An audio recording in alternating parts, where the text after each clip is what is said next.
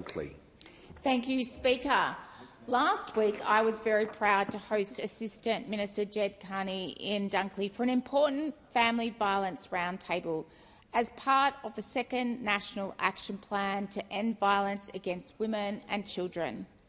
The roundtable brought together 19 organisations from across the family violence sector, alongside representatives from local and state government, including Paul Mercurio, the state MP for Hastings. This event provided an opportunity to hear directly from those working on the front line every day, supporting victim survivors, protecting children, responding to crisis and helping families rebuild their lives.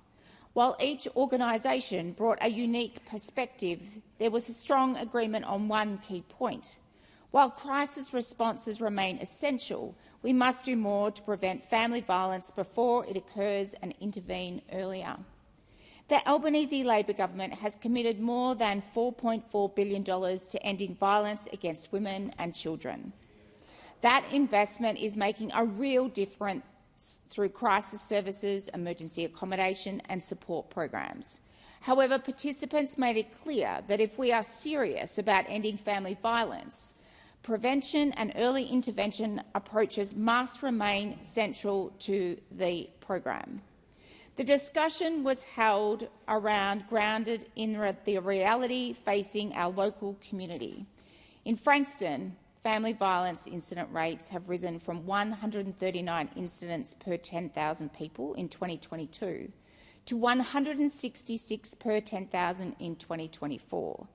This is significantly above the Victorian average of 135 incidents per 10,000 people.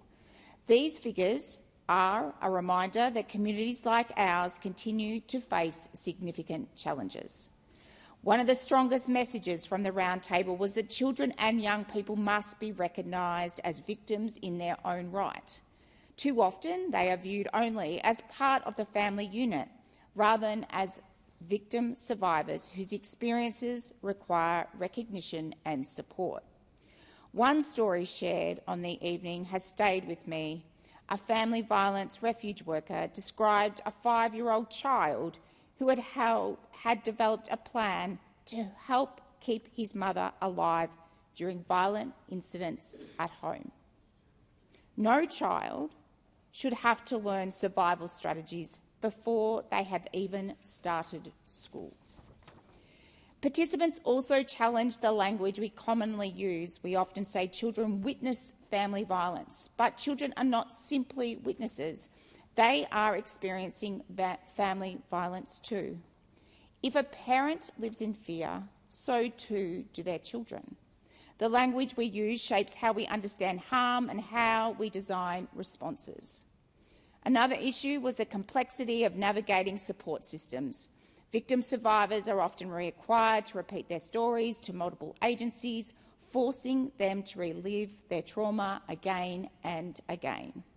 We must continue improving information sharing and service coordination so that support is centred on the needs of those seeking help.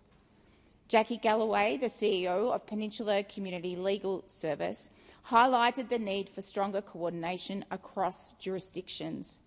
Representatives spoke about the disconnect between state family violence systems and family law processes.